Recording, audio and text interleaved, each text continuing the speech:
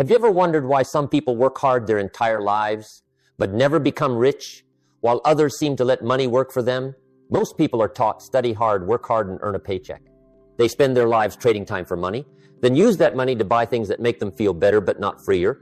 I used to be in that position. Every time I got paid, I felt like I was winning. But then I realized money is temporary, freedom is forever. And you can't buy freedom with a salary, you can only build it through assets. The rich understand this income keeps you alive, but assets set you free. They don't just work for money, they work to plant seeds. Every dollar they earn, they let a part of it grow into a money tree, something that keeps working even while they sleep. They know that if you don't teach your money to work for you, you'll always have to work for money. And today, I'm going to share with you 12 golden principles the rich live by. These principles don't come from luck, but from mindset, discipline, and the right financial philosophy. They can completely change the way you see money, work, and freedom. And you should stay until the end of this video. Because principle number 9, the law of keeping money, might forever change how you build wealth. Principle number 1, don't just make money, invest it. When I was young, I thought the purpose of work was to make as much money as possible. I worked day and night harder than anyone around me. But even as my income increased, I always felt like I was running on a hamster wheel that never stopped. I earned more, but I also spent more. And then I realized I was working to survive, not to be free. One day a mentor told me, "Jim, income will feed you, but assets will free you." That sentence completely changed how I viewed money. I realized the problem wasn't how much I made, but what I did with the money I made. Most people spend their lives working for money. The rich spend their lives making money work for them. That's the only difference. But it's the line between living to survive and living to be free. Imagine you are a farmer. Each month, you receive a bag of seeds. That's your paycheck. You have 2 choices. Eat them all because they're enough to live today, or save some to plant so you'll have more seeds next season. The rich think like farmers. They eat enough to live, but always plant the rest. They understand that if you eat all your seeds this season, you'll have nothing to harvest next season. I once met a man who made a lot of money. He drove luxury cars, wore designer clothes, and lived in an expensive apartment. But when I asked if you stopped working for a year, could you live? He went silent, because the answer was no. He was rich in income, but poor in assets. The rich don't count how much they make, they count what they build. Someone earning $1,000 a month, but investing $200 into assets can become free sooner than someone earning $10,000 and spending it all. Because discipline, not numbers, creates freedom. Don't wait until you make more to start investing. If you can't save 10% when you earn $1,000, you won't when you earn $10,000 either. Investing isn't something rich. People do, it's how people become rich. And investing isn't limited to stocks or real estate. It could be a book you buy to grow your mindset, a course to improve your skills, or an idea you dare to start. Anything that helps you create and multiply value is a worthy investment. Ask yourself, am I working for money or am I teaching money to work for me? If your answer is, I'm still working for money, then it's time to change your philosophy. Because if you don't make money your servant, it will make you its worker for life. And here's the truth, money never sleeps. It can work 24 hours a day all around the world, but only if you invest it wisely. Let every dollar you earn carry a mission to grow, to serve, to free you from the limits of time. Remember this, income feeds you, but assets free you. Don't just work for money, learn how to make money work for you. And to do that, you must build one habit, a habit the rich never skip, no matter what stage of life they're in. It's the habit of planting seeds every day. Principle number 2, build the habit of planting seeds daily. I used to tell my students, it's not how much money you have that determines your wealth, but the habits you repeat every day. Because wealth is not an event, it's a process. And that process starts with a small action, a seemingly insignificant decision, a seed you plant today. You see, both the poor and the rich have seeds. The difference is what they do with them. The poor eat their seeds to survive today. The rich plant their seeds to live free tomorrow. I remember when I was young and first started making money, I couldn't wait to spend it all. Partly to reward myself, partly because I thought, when I make more, I'll start saving. But that day never came, because the problem isn't how much you have, it's the habit you keep. You can't say, I'll wait until I have discipline to start exercising. You get disciplined because you start exercising. Money works the same way. You don't wait until you have more to learn investing. You start first, even with a small amount. I once advised a student, start with $5 a week. It doesn't matter how small, what matters is you're training yourself. He laughed and said, $5 wouldn't change anything. 3 years later, I met him again. He still hadn't started, and he said the same thing, "I'm not ready yet." I just smiled. It's not that you're not ready, it's that you haven't built the habit. Understand this. Wealth is a skill, and skills come from repetition. The rich don't invest big. At first, they invest consistently. They know every small action, every seed planted is a brick in the foundation of freedom. Like a farmer, he doesn't focus only on this year's harvest. He plants, he waters, he waits, not because he loves the work, but because he knows rewards come to the patient. And here's a hard truth. No one becomes wealthy from one big decision, but from hundreds of small ones they repeat relentlessly. Successful people aren't better than you. They're just more consistent, one day, then 1 week, then 1 year longer. Start building your habit of planting seeds today. Every time you get paid, automatically set aside 10% before spending.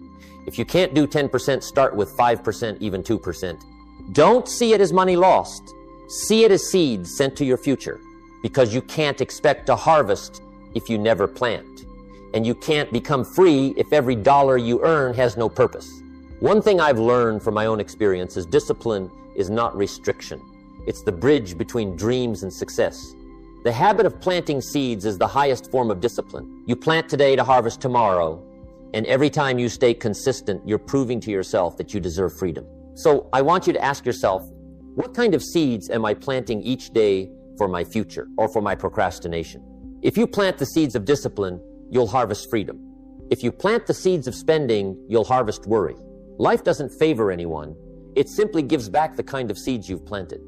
But planting seeds alone isn't enough. The rich don't just plant, they also know how to protect their fields. They don't put all their seeds in one place. They know how to allocate them wisely. And that's the secret of the next principle. Principle number 3, diversify with discipline. I once heard a very popular saying in the world of investing, never put all your eggs in one basket. That sounds wise, but after years of observation, I discovered something interesting. Those who fail often misunderstand what it really means. They think diversification means investing in everything. They scatter their money everywhere. A little in stocks, a little in crypto, a little in a friend's startup, and in the end, they don't truly understand any of it. And none of it brings returns. In contrast, the rich don't just diversify, they diversify with discipline. They don't scatter seeds carelessly. They carefully choose each plot of land, and they stay long enough to nurture water and harvest it. I remember when I first started investing, a friend told me, "Jim, put your money in as many places as you can. The more, the safer." I followed that advice. The result, I didn't just lose money, I lost focus. I was busy chasing after every basket of eggs and had no time to protect any of them. Then another mentor told me, "Jim, diversification isn't about dividing your wisdom. It's about protecting your wisdom with discipline." That's when I understood. It's not about spreading thin, it's about balancing. The rich divide their money into 3 parts. One group, the safe portion. The stable foundation long-term assets such as index funds, real estate, or bonds, where money grows slowly but steadily like roots anchoring deep into the ground. 2-1, the growth portion. Profit opportunities fields with higher risk but greater potential startups, new technologies emerging market. These are the branches that reach upward. Not every branch bears fruit, but when a few do, you'll have a plentiful harvest. 3 self, investment portion. Intangible assets, learning skills, mindset, health. This is the investment with infinite returns because no one can steal or tax your knowledge. You see, diversification isn't just a financial strategy. It's a philosophy of life. You can't place all your hopes on one thing. Plant different kinds of trees, some for shade, some for fruit, some for long-lasting wood. Because when the storm comes, not every tree will stand, but the forest will. I've seen many people go bankrupt not because they invested wrong, but because they placed all their hope in a single source of income. Job lost, income lost, life collapsed. The rich are different. If one door closes, they still have 5 more open. But be careful. Without discipline, diversification turns into distraction. If you invest in 10 places but can't monitor even one, you're not investing, you're gambling. The rich don't just divide money, they divide attention. They know exactly what each dollar is doing, where it is, and why. Diversification is the art of balance, not so focused that risk can destroy you, but not so scattered that your power is diluted. Invest wide enough to be safe and deep enough to be effective. I want you to pause and ask yourself, if one of my income sources disappeared tomorrow, would I still have something generating money? If the answer is no, you're living in sweet danger, the kind that feels safe today but breeds insecurity forever. And once you know how to balance and protect the seeds you've planted, the next step is to make your field work for you. Because the rich don't just know how to invest, they know how to make money work tirelessly even while they sleep. Principle number 4, make money work for you. Most people work incredibly hard. They wake up early, stay up late, sacrifice time, and give effort hour by hour. But there's a harsh truth few dare to face. No matter how many hours you work, you still only have 24 hours in a day. You can't work forever. Your body will tire, time will limit you, and youth won't last. If you rely solely on labor, your life will always be chained to the clock. When you stop working, your money stops flowing. The rich understand that. They know when I'm asleep, my assets are still working. That's not magic, it's philosophy. The rich don't just work for money. They create systems so that money works for them. I once met a man who worked incredibly hard. He had 2 jobs and almost no days off. He told me, Jim, I work 16 hours a day. I'm sure I'll be rich soon. I looked at him and said, no, you're just getting better at being tired. The more you work without a system, the more exhausted you become. The rich still work hard, but they work with leverage. They make money their most loyal employee. Money doesn't need sleep, rest, or motivation. It can work 24/7 anywhere in the world. Imagine this. Every dollar you invest wisely is like an invisible employee, an employee working day and night to bring back profit. And when you have hundreds or thousands of these invisible employees, you no longer have to work just to survive. You start working to create value, not out of financial pressure. When I was younger, I thought financial freedom was a distant dream. But when I understood passive income, everything changed.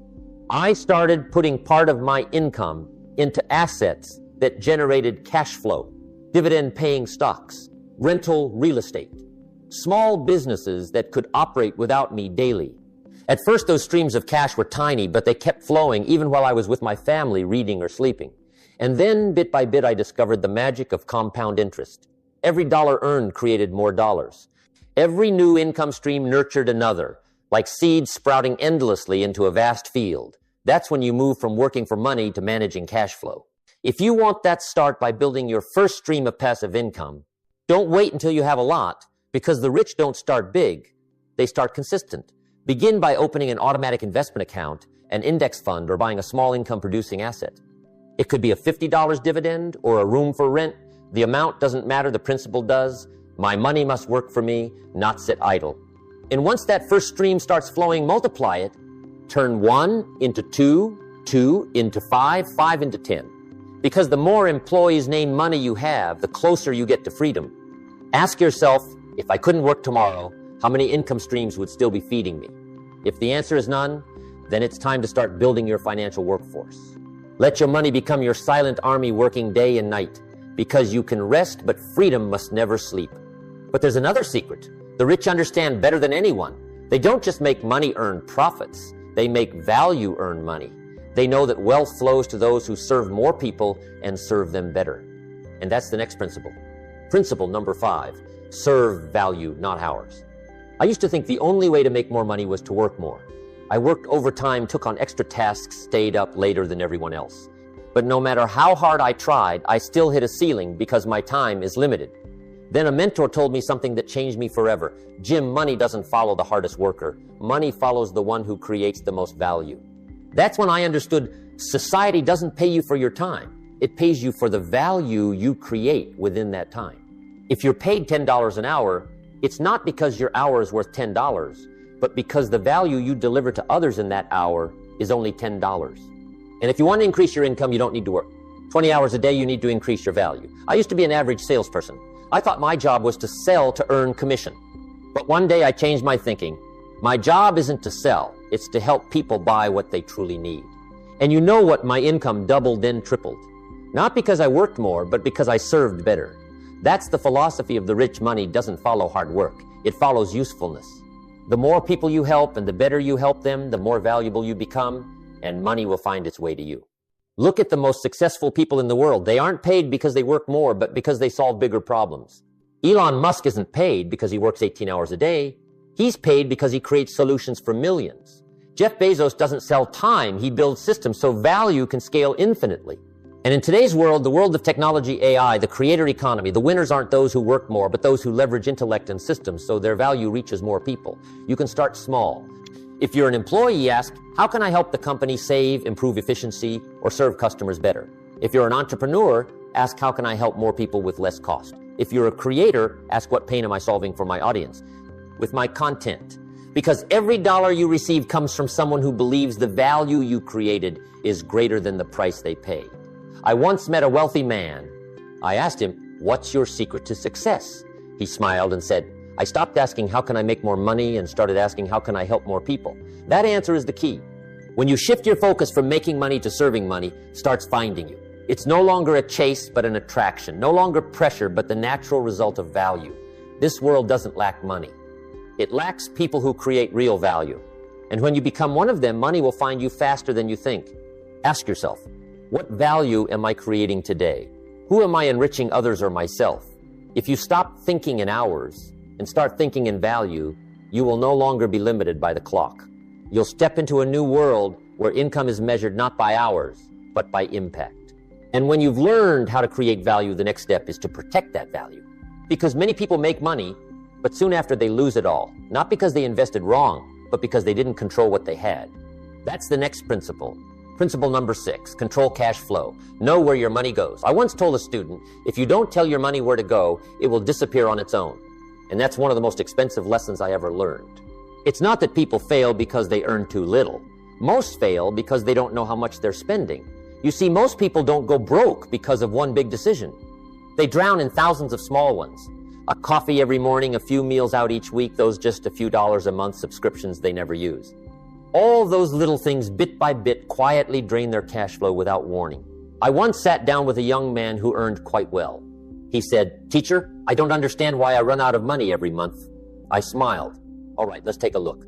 We opened his expense sheet, and for an hour he sat in silence. Not because he didn't understand, but because he was shocked. He realized he wasn't poor from lack of income, but from lack of awareness. Many people's problem isn't that they don't make enough, it's that they can't keep what they make. Because increasing income without increasing discipline only makes you spend more faster. The rich have a simple habit most others ignore. They track every dollar, not because they're stingy, but because they respect money. They understand what isn't measured won't be controlled. Each quarter, they sit down, review the expense sheet, and evaluate every line. What is profitable, what is wasteful, what should be cut. And every time they do that, their cash flow becomes stronger, clearer, and freer. I did this exercise for the first time when I was young. When I totaled things up, I discovered I'd spent hundreds of dollars on things that brought no value. I called them financial leaks. I started plugging each hole one by one. Every bit saved, no matter how small, I redirected into investments. And after just 1 year, my cash flow changed direction from flowing out to flowing toward me. Remember, you cannot build wealth with money you don't control. Before you think about investing for growth, make sure you're controlling your current flow. One exercise I often assign my students is the 30-day spending audit. Write down everything you spend, everything, no matter how small. At the end of the month, you'll see the real picture. And it might surprise you. Someone once told me, "Jim, I feel uncomfortable writing down every expense." I replied, "If you feel uncomfortable looking at how you spend, that's the sign you're spending wrong." Financial freedom doesn't start with the number in your account. It starts with the awareness of control.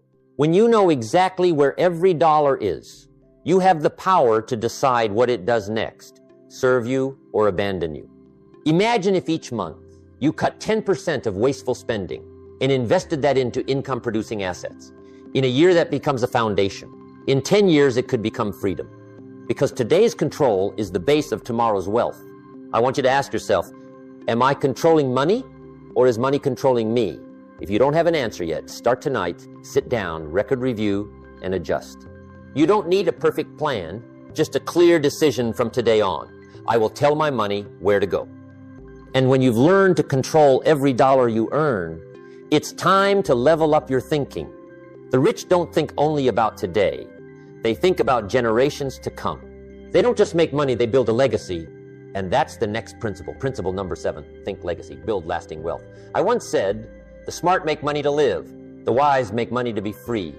But the great make money to leave something behind. Most people think about wealth within the span of a single lifetime, but the truly wealthy think across generations. They don't just ask, how well will I live? They ask, how will my children, grandchildren, and generations after me live because of what I build today? I remember when I was young, I met an elderly man named William. He was retired, yet seemed completely unbothered by money. When I asked for his secret, he smiled and said, "I didn't work just for myself, Jim. I worked so that the people I love would never have to start from zero." Those words stopped me in my tracks. I realized that true wealth isn't about how much you spend in your lifetime, but about the values and opportunities you leave behind. The rich understand that everything they build is a seed for the next generation. A home today can become a shelter for their descendants tomorrow. A business today can become the foundation of an entire family line. A small charity fund today can transform the lives of people you'll never meet. And more importantly, the greatest legacy isn't money, it's philosophy. Because money can be lost, but the right mindset can rebuild it all. I've met fathers who left their children great wealth, but because they never taught them the philosophy behind it, the next generation lost it all within a few years. Conversely, I've seen parents who left nothing but lessons, and those very lessons turned their children into millionaires. I call that a spiritual legacy fund, a reservoir of principles, values, and beliefs worth more than gold. That's what you should pass down alongside your financial assets. When you start thinking beyond your own lifetime, you begin to invest with greater purpose. You'll choose sustainability over short-term profit. You'll prioritize long-term impact over temporary pleasure. I once asked a wealthy friend, "What do you plan to do with your wealth when you're gone?" He smiled and said, "I'm not just leaving money. I'm leaving opportunities, schools, scholarships, and a company my descendants can continue to grow." That's the difference between spending money and building a legacy. Imagine if every generation started from a higher level than the last. After just a few generations, an entire family line could change its destiny. But that only happens when someone in the family decides to think beyond themselves. That someone could be you. Don't just leave your children what you've earned. Leave them why you earned it. Rewrite your family story by planting long-lasting seeds, an investment fund, a sustainable business, a community foundation, because in the end, everything you buy will fade, but what you build will endure. Ask yourself, if I were to leave today, what part of me would still remain tomorrow? That question isn't just for the elderly, it's for all of us. Because legacy isn't something you create at the end of your life, it's something you plant every day. And once you understand the power of building a legacy, you'll realize something else. The rich don't only think long-term. They know that short-term cash flow is the breath of freedom. Because if your assets don't generate steady income, you're not truly free. And that's the next principle. Principle number 8, prioritize cash flow. Freedom begins with flow. One of the most common mistakes I see among people who look rich is that they focus on assets on paper and forget about real-life cash flow. They own houses, cars, investments, yet still work tirelessly every month just to pay bills. They look rich, but they don't live rich. The truly wealthy understand this: assets can make you look rich, but only cash flow makes you free. I once met a man with millions of dollars in assets on paper. He owned multiple properties, company shares, even luxury cars. But every month, he struggled to pay his utility bills and employee salaries. I asked him, "Why do you still feel financial pressure with so many assets?" He gave a wry smile. "Jim, I own a lot of things, but none of them pay me back." In contrast, I knew another man with far less wealth on paper, but he owned 3 rental apartments, a dividend-paying stock portfolio, and a small, steadily operating business. Each month, he received consistent cash flow without having to show up for work. He told me, "I'm not a millionaire, Jim, but I'm free." And I realized freedom isn't about the number, it's about the flow. Cash flow is the lifeblood of financial freedom. When it stops, you have to go back to work. When it flows steadily, you can focus on what truly matters: family health growth, or simply living on your own terms. Remember, the goal isn't to own more assets, but to own assets that pay you. Don't invest in something that only looks good on paper but produces no real return. A house is only a true asset if it generates positive cash flow. A business only has real value if it can profit without you being there daily. A stock is only worth holding if it pays dividends or shows genuine growth. Ask yourself, how many things do I own that actually bring me money every month? If the answer is none, then you haven't built freedom yet. You've only bought the appearance of it. The rich begin with a different question, not what can I buy, but will this pay me back? I call that the principle of cash flow first, image later. Don't chase luxury, build the foundation first, then build the castle. When I bought my first property, it wasn't glamorous. An old apartment far from the city center, ignored by everyone. But each month it paid me rent. That feeling was completely different from spending money. It was the first time I felt my money working for me. From that small flow, I reinvested, bought more income-generating assets, and with each one, my level of freedom rose a little higher. Not because I earned more, but because I controlled the flow. If you want freedom, start by building at least one stream of passive income this year. It could be a rental room, a dividend portfolio, a digital product sold online, or a YouTube channel that creates lasting value for others.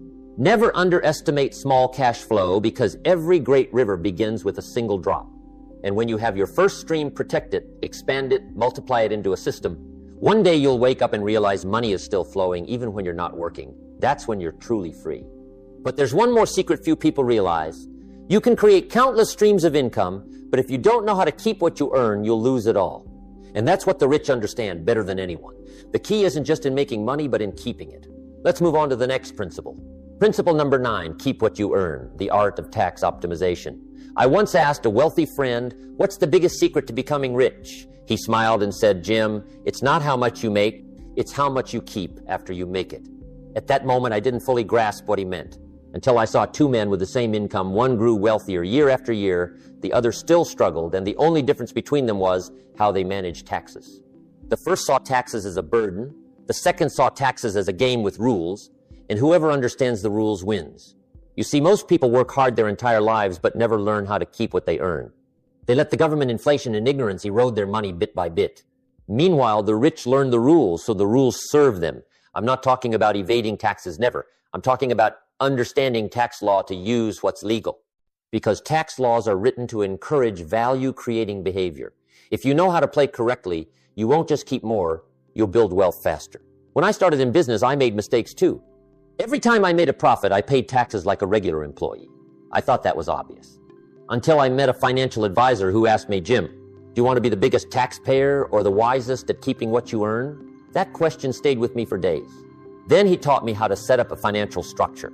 Use your own company to legitimize necessary expenses. Invest in real estate with tax deductions. Contribute to retirement funds or tax-advantaged accounts. I realized the rich don't complain about taxes, they manage them. They understand that every dollar saved on taxes is another dollar invested into freedom. And that's what most people overlook. They treat taxes as something out of their control, so they never learn, never optimize, and as a result, they always work harder to make up for what they've lost. The rich do the opposite. They make their money work smarter, so the rules become an ally instead of an enemy. An entrepreneur friend once told me, I never spend money before thinking about which part of it could reduce my taxes. That's the difference in mindset. Average people think, what can I buy? The rich think, how can I structure this? So the money keeps compounding. Start with simple steps. If you're an employee, open a retirement or investment account with tax advantages. If you own a business, work with a financial professional to legitimize investment-related expenses. If you plan to invest in real estate, learn how to use asset depreciation to reduce your tax liability. Each small step can help you keep an extra 5%, 10%, even 20% of your income. And you know what? When you keep more, you can reinvest more. That's how the rich accelerate their path to freedom. Ask yourself, am I working for money, or am I letting the rules work for me? If you don't understand the rules, you'll always play from behind. But if you learn to play correctly, you won't just earn more, you'll keep more. And remember, wealth doesn't come from working harder, but from managing smarter. Let knowledge be your wealth-building tool, because ignorance is the most expensive tax of all. And when you've learned to keep what you earn, it's time to understand a deeper principle. The rich don't live by debt, they live by ownership. They understand that every dollar of debt is a tether, while every asset is a step toward freedom. Let's keep going to principle number 10. Principle number 10, choose ownership over debt. I once told a group of young students, if you don't own anything, you'll always work for someone else. Today's world is full of opportunity, but also full of traps. And one of the sweetest traps is debt. It gives you the feeling of having everything today only to take it all back with interest tomorrow. I used to be in debt, not because I was poor, but because I didn't understand the laws of money. I thought I was moving up, but in reality, I was paying for my impatience. A mentor once told me, Jim, if you buy what you don't need with money you don't have just to impress people you don't know, you're selling your future. Those words woke me up.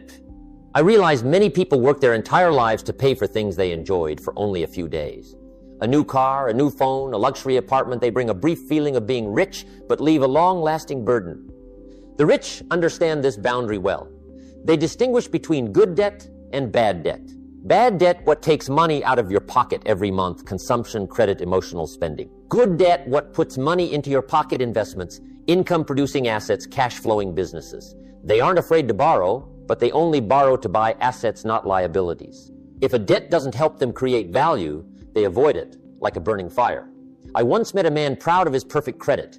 He said, "Jim, the bank is willing to lend to me anytime." I smiled and said, "That means the bank trusts you." But the real question is, are you using that trust to buy freedom or to buy chains? Debt isn't evil, but using it without understanding is the most dangerous thing. Because debt makes you feel fine while you're actually losing options. When you're in debt, you can't rest, you can't say no, and sometimes you can't live according to what you believe. You become an employee of your own obligations. The rich are different. They don't borrow to consume, they borrow to increase ownership. They understand that ownership creates freedom, while debt creates dependency. Every investment they make aims at one goal: to increase what they own. I remember the first time I bought a small piece of real estate. It wasn't a luxury home, just a modest plot in the suburbs. But when I held the deed in my hand, I felt something no loan could ever give me peace of mind. Because I owned a piece of this world and no one could take it from me unless I allowed it. Ownership isn't just a property, right? It's a declaration of freedom. When you own a business skills, intellect, or income-producing assets, you can live proactively, not dictated by financial pressure. Ask yourself, am I working to own or just working to pay debt? If most of the money you make goes to bills, you're not truly moving forward. You're running on the debt treadmill. But if you start using money to buy back your freedom, you're on the right path. Start small, pay off credit card debt, reduce borrowed spending, save to buy real assets, things that produce income, not lose value. And each time you own a little more, you reclaim a little more control over your life. Because freedom doesn't begin when you have a lot of money. It begins when you owe no one anything. But even when you're out of debt, that still isn't enough to become truly wealthy. The rich don't just own, they know how to double what they own. They know how to make value, create new value. And that's the next principle. Principle number 11. Double your assets, the power of compound interest.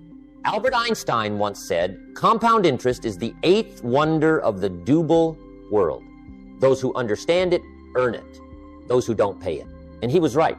If you want to know why the rich get richer, look at how they let money multiply without doing anything extra. I once had a young, very enthusiastic student. He said, "Teacher, I want to get rich fast. I'm willing to work 16 hours a day." I smiled. Working hard is good, but if you rely only on your own effort, you can only move step by step. If you understand compound interest, your money will run the marathon for you. Compound interest isn't magic. It's the reward for patience. Because compound interest only reveals its power when you stay long enough. Imagine you plant a tree. In the first year, it's just a small sprout, seemingly unchanged. But each year it grows a little more. And by the 10th year, it begins to bear fruit. And those very fruits contain more seeds to plant. That's compound interest in nature. It's not loud, but it's unstoppable. The rich don't try to win fast. They build systems that multiply value over time. Every income stream they create gets reinvested. Every profit they earn gets replanted. And then over the years, those seeds become a financial forest. I once met an ordinary woman with an average income, but she started investing $200 a month at age 25 into a simple index fund, earning 10% per year. By the time she was 55, her assets exceeded $400,000. Not because she earned a lot, but because she stayed consistent longer than most people. Conversely, I know many people who make hundreds of thousands a year, but spend it all or invest emotionally and end up with nothing saved. Because compound interest helps those who plant, not those who only dream. Compound interest isn't just about money, it's the principle behind all success. Knowledge, skills, relationships, health, they all follow the same rule. A little progress each day multiplies 100-fold over the years. You read a book today, it may not change your life. But if you read every day for 10 years, your thinking will be completely different. That's the compound interest of wisdom. So the secret isn't to speed up, but to start early and never stop. The rich don't try to get rich fast, they try to get rich sustainably. I want you to ask yourself, what am I investing in everyday money knowledge or discipline? Am I planting seeds so compound interest can start working? If your answer is not yet, start today, even with a small amount. Because compound interest doesn't care how much you start with it, only cares when you start. Don't judge results by tomorrow, judge them by the next 10 years. Because freedom doesn't arrive in one night. It comes from 1,000 nights of persistence. And when you've learned how to double your assets, you'll realize an even deeper principle. The rich don't just invest with money, they invest with relationships. Because in the world of finance, you can't go far alone. Let's move to principle number 12. Principle number 12. Invest in relationships, the intangible asset of the rich. I once said in a speech, if you have a great idea but no one trusts you, you'll lose the idea. But if you have strong relationships, you can turn a mediocre idea into a big success. And that's what the rich understand. Better than anyone, money can buy many things, but only relationships open doors. I once met a young entrepreneur named Alan. He was talented, hardworking, and smart, but after years, his work was still stuck. He said to me, "Teacher, I've learned every skill investing, management, finance, but why can't I break through?" I asked back, "Alan, how many people are willing to speak well of you when you're not in the room?" He fell silent. Because that's the question no one teaches in school, but it determines wealth in the real world. The rich know success doesn't come from standing alone, but from the network they build. Each person they meet can be a bridge, an opportunity, a piece of advice, or a door to the next level. They don't hunt for benefits, they plant value. They help share and give before receiving. Because they understand the unchanging rule. The most valuable person in the room is the one who helps the most others succeed. I once saw a man fail at startups 3 times in a row. But the 4th time he came back strong, not because he had a better idea, but because he had a better team. He said, "Jim, I realized that the idea is only 20% and 80% is the people." That's why the rich invest heavily in the people around them. They choose friends carefully. They seek mentors to learn from, and they always know how to create value for their network. If you want to become wealthy, don't just ask, "What do I know?" Ask, "Whom do I know? And what value am I known for?" Because relationships aren't for leaning on, they're for growing together. In today's era, your value isn't just in your skills, but in your reputation. Something money can't buy, only time, actions, and sincerity can build. The rich don't hunt for opportunities, they attract them. And they do it by becoming the kind of person others want to partner with. They don't just talk about money, they talk about vision. They don't just demand, they contribute. They don't just shake hands, they keep their word. I want you to consider this. Every relationship is an intangible asset that can yield infinite returns if you know how to nurture it. A friend can open a new opportunity. A mentor can help you avoid a major mistake. A well-timed introduction can change your entire career. The rich know that network is true net worth. Money can be lost, assets can collapse, but if you have strong relationships, you can rebuild faster than ever. Ask yourself, who are the 5 people I spend the most time with? Are they helping me grow or holding me back? Because you will become the average of the 5 closest people to you. If you want to elevate your life, start by elevating the people around you. Don't just build assets. Build credibility, trust, and friendship. Because in the end, money is just a vehicle, and people are the true assets. My friend, we've gone through 12 financial principles of the rich. And if you notice, you'll see none of these principles talk only about money. They all talk about mindset. The rich don't work just to make a living. They work to build freedom. They don't spend to impress, they invest to create value. They don't chase numbers, they follow principles. And true wealth doesn't start with a number in your account. It starts with a decision in your mind. The decision that from today on, you will control money, not let money control you. Every principle you learn today from invest, instead of just earning to build a legacy, prioritize cash flow, or invest in people is a brick in the foundation of your financial freedom.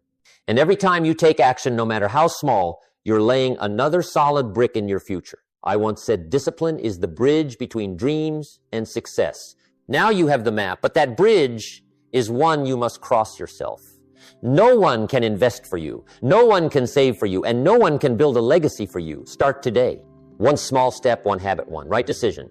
Because wealth doesn't come from luck, it comes from consistent daily action. And if you want to continue your personal growth journey with Jim Rohn, please subscribe to the Jim Rohn Treasures channel, because the next video will expand not only your finances, but also your mindset and spirit. Leave a comment. Which of the 12 principles woke you up the most? Today, I want to hear your story. And finally, let me close with a message I always carry. You and I both have a gift. It's today. Use it wisely. I'll see you in the next video.